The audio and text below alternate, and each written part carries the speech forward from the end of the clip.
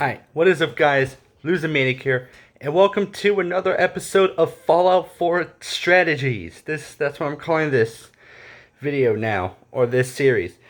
And in today's episode, we are going to be discussing magazines, but more importantly, not just magazines, we are going to be going over the different magazines, granted throughout multiple different episodes, just so that way you guys can, because these magazines are kind of big as a whole, that I kind of want to talk about one entirely, just in case there's like a certain one you guys want to read about or watch about, then that is why I am here. Also, don't mind the glasses. I know they're different. Don't judge me. Can you go, please? I'm trying to do a video here. Alright, sorry, there's a dog here. It's kind of bothering me. So yeah. So today's episode of the magazines, to start off the magazine series, is one of my personal favorite magazines because it doesn't really affect a certain build, rather than it benefits every type of build that you do.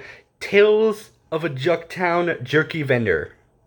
This was my absolute favorite because caps in this game are very fucking limited. They are. I find it funny on how getting 10,000 or so caps in this game is the equivalent of getting 100,000 eddies in Cyberpunk. It is so difficult to do and so rare, and the amount of work you have to do to get it is ridiculous. Like, having 1,000 eddies is like the equivalency of having 100 caps in Cyberpunk. You always have a lot. It's a lot, but it isn't enough to pass by a whole lot. So yeah. So for some of you guys who don't know, Tales of a Junktown Jerky Vendor, how it works is it makes prices cheaper by 3% per one magazine. And there are 8 total magazines, meaning you're looking at around a 24% cheaper price bonus. When it comes to prices prices become 24% cheaper, and that's not including the barter bobblehead, which I think makes price 5% better. So that means, if we're doing math here, that's around a 29% bonus added on top of Tales of a Junktown Jerky Vendor. Not to mention Cap Collector, which adds rank 1 adds 20 or 10% cheaper prices, which that means you're looking at around a 39 there. Close to it. I could be wrong though. Hold on. 3, 6, 9, 12, 15, 18, 21, 20. Yeah, you're looking at around a 24% per each one, plus an additional 5% from the barter bobblehead, and also level 2 of Cap Collector, which gives you a 20%. I don't know if that's stacked on top of the 10, so that means you get plus 30 total, or if it's an additional 10 on rank 2. More likely it's probably an additional 10, so that means you're looking at around 29, 39, you're looking at around 49 to 59% bonus if that 20 is added on top of that 10. So really good stuff.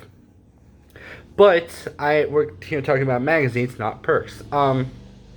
Yeah, so the reason why this is good is it doesn't matter if you're going guns blazing, if you're taking it slow, or you want to, whether you're going in with either rifles, commandos, pistols, melee weapons, unarmed, whatever style of build you're doing, this magazine benefits your character greatly.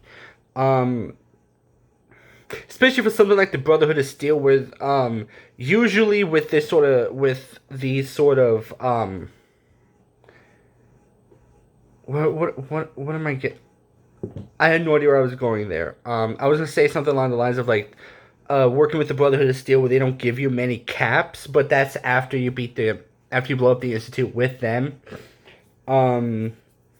People like Proctor Tegan, I think Proctor Quinlan, and Proctor Ingrid, gives you, I think, is Ingrid a Proctor? I think Proctor Ingrid sounds about right. Plus Scribe Halen and Night Reist also give you caps, but this will also be more beneficial if you are a Minuteman General who plays the game how I'm pretty sure Bethesda wants you to play the General, which means caps and cap making in all of your settlements, all of your, well, that's it really, all of the settlements. Every possible settlement has a way to make caps and whatnot. So, and it's really good. Especially if you have the Nuka World DLC, because maybe you want to get. By the way, let me put this as a side note: legendary effects also work if you give your companions the gun that they use.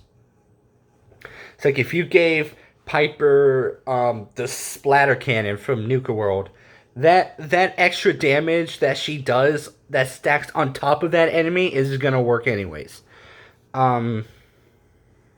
Which, and legendary effects is something I'm going to talk about in another video, so be patient if you're expecting that.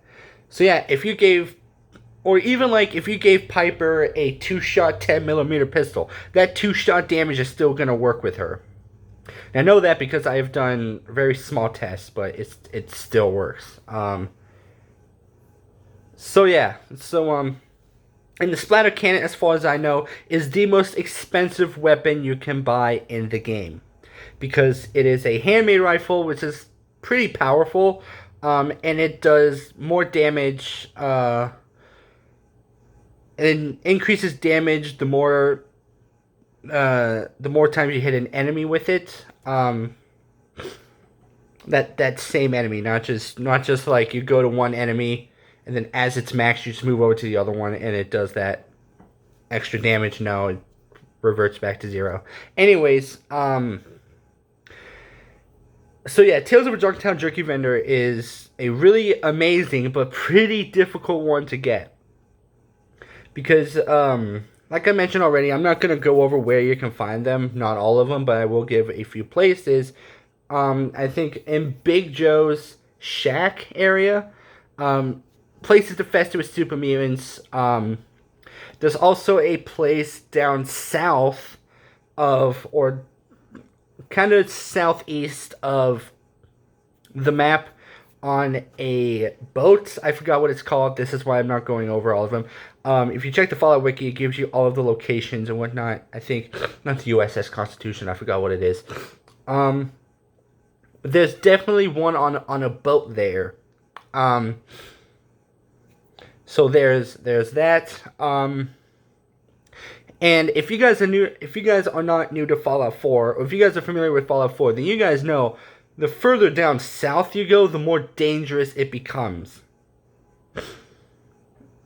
Like you're dealing with super mutants, gunners, raiders, and depending on how south you go, mirelurks. So it's pretty dangerous. I mean, it's not that bad, but if you ask me, I advise going that southeast around level 30, close to there. Which, if your build consists of using a luck bobblehead, that is when I advise that you kind of aim towards getting the luck bobblehead. So if your build requires you to get the luck bobblehead, I would definitely say save that until level 30. I wouldn't try and rush it. That's what a lot of these builds do, is they understand the dangers of going there. So they wait until level 30 to get the necessary bobblehead needed. Especially since the place it's at is so far out there, you're going to need to deal with a bunch of Mirelurks, and I think 2 Mirelurk Kings. And if you set it up, and if you do a thing properly, you may even come across a Mirelurk Queen. Yeah. But that's only in Spectacle Island, but that's only if because the Mirelurk Queen, because Spectacle Island is a settlement for whatever fucking reason. So with that, you're gonna have to clear out the Mirelurk Queen anyway. So you know it'd be better to. But if you don't plan on using Spectacle Island as a settlement, then There you go. But anyways, back to magazines. So yeah, this is one I highly advise you guys do, especially whether you're playing on normal mode, very hard mode, or on survivalist mode, because especially in games like these, ammunition is very hard to find, and the only place you can find ammunition is in like settlements such as Bunker Hill, Good Neighbor, and Diamond City. So places like those are going to be really good places. Also, by the way, if you head south of from Diamond City up past Hardware Town, kind of like at that railroad where you go to do reunions, where Dogmeat makes that turn from Hardware Town, if you keep going down there, there is a little shack on the left past that big house on the road. Past that, behind that house, there's like a little shack area where you can find like, what is it, like an umbrella stand and whatnot. There is an old lady named Eleanor, who, by the way, was once a raider. So who knew? So you will find her there, and she sells high amounts of ammunition. If you're doing a build that uses the 44 pistol, you may have a hard time finding ammunition in places like Good Neighbor and Diamond City until very high levels, because not all of them supply 44 ammunition until like much later. I don't know how later, but Eleanor carries 44 ammunition even at level 1. So yeah, this is pretty good, especially if you're like me and you do a sniper character who also and I use the Creation Club anti-material rifle, or the anti-material rifle you get from the Creation Club, and that uses .50 ammunition. And some of them have a good amount of it, but the person who has the best amount is Eleanor. So it'd be best to... So whether you're looking for like high amounts of ammunition, Eleanor would be a good place to go. And since some of these ammunition, she has high amounts of ammunition which come at a pretty high cost. You're looking at maybe 1,000 caps or so for the entire thing. I think the most expensive one would be like cryo cells, for example. If she had 100 of those, you're looking at maybe close to 2,000 caps or so. So if you bring that down a bit, if you get all the bobbleheads, all of the or the water bobblehead, Tales of a Junktown Jerky vendor, although I'm going to stick with that one just because it helps, then you're looking around close to maybe 1,000 caps for the entire portion of the cryo cell she has. Which is saying a lot, considering like most vendors would have like maybe single-digit amounts of cryo cells in their stock. So cryo cells are very hard to come by. So if you use the cryolator, good fucking luck with that. But yeah, so, and some of these places are very close by. You could easily get maybe 3 before even reaching Diamond City. Which a lot of people advise going to Diamond City around level 5. So if you're showing up there at like level 2 or 3, you're not doing it right. A lot of people, first of all, you're rushing that thing. You're probably skipping Preston and heading straight there. That, or your intelligence is pretty low. And you don't have Idiot Savant. By the way, just a little friendly advice. If you have low intelligence, please have enough luck to get Idiot Savant. It doesn't matter what it is. But I will go over that in another video. So with that, that's... I can't really think of much else. Yeah, so you could easily get around prices can become 9% cheaper just even before heading to Diamond City. There's one in Walden Pond, which is really close to, which your closest bed would be up near the Museum of Freedom or Sunshine Tidings Co-op, which is down the road from Museum of Freedom. And there's one in Mystic Pines, which is up near the other place where you can get a Tales of a Junktown Jerky vendor, which is the Super Duper Mart. Just be careful of the ghouls there, which is in Lexington, which is another big city area that's right next, or that's right near Cambridge. Cambridge is the only thing you can find in Cambridge would be a Live and Love and a Guns and Bullets, which is something I'll go over in a future video. I might have to go over all these like small ones as one whole video, as opposed to like this where it's just a minor thing. So yeah, so you can easily find, you can find those pretty easily and pretty quickly and pretty early, mostly pretty early. I always forget about those because Walden Pond has raiders, Super Duper Mart has ghouls, and Mystic Pines, I always forget about Mystic Pines, so there you go.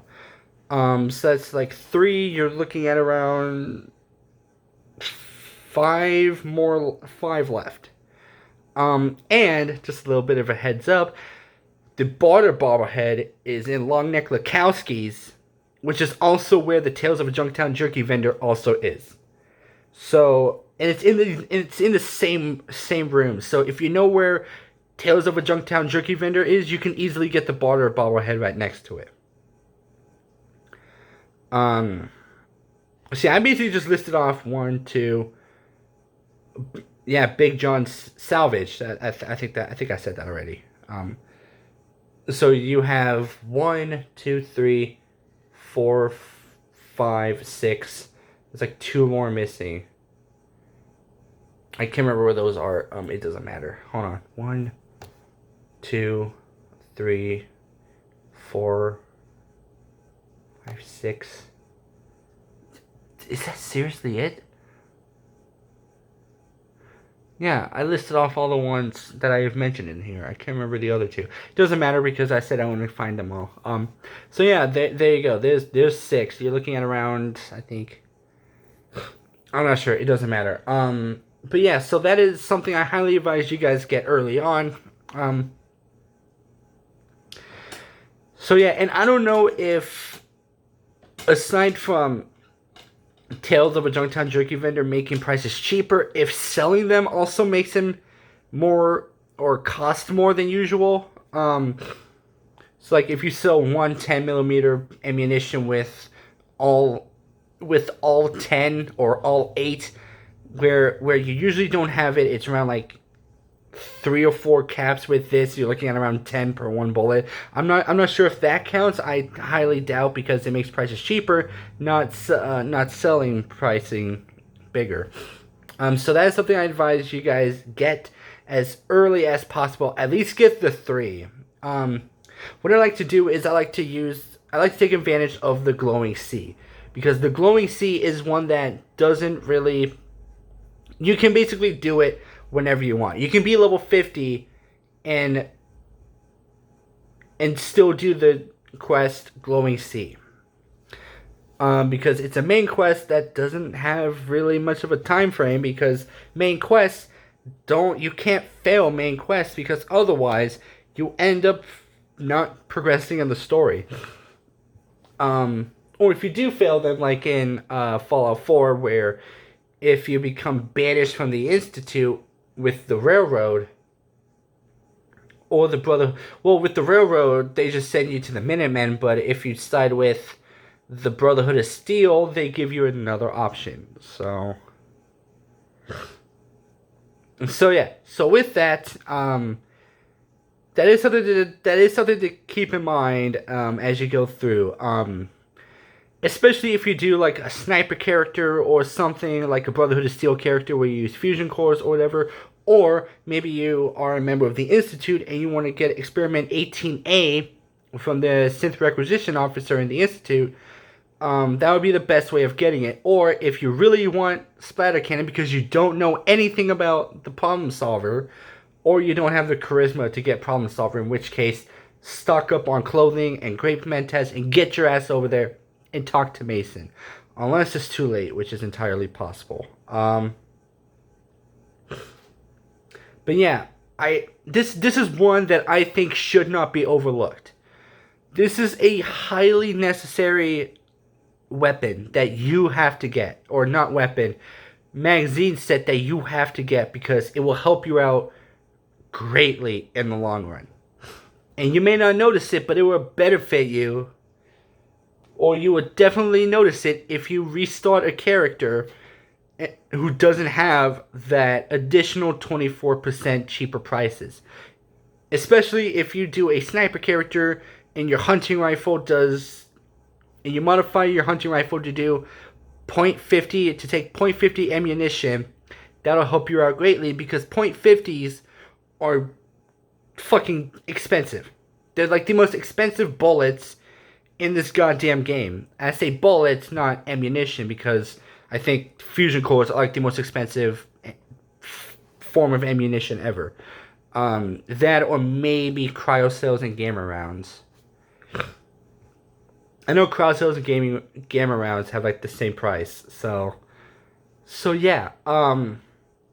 But that's all I have for you guys today. Hopefully you take advantage of this, because this will help you out greatly. Oh, I'm not saying my words will help you out greatly, but hopefully you guys take advantage of getting the Tales of a Junktown Jerky vendor with you, because it will help you out greatly. You will not notice it, but you will not notice it at first until you restart a new character and you thought, oh, these were a lot more expensive than I remember. No, they aren't.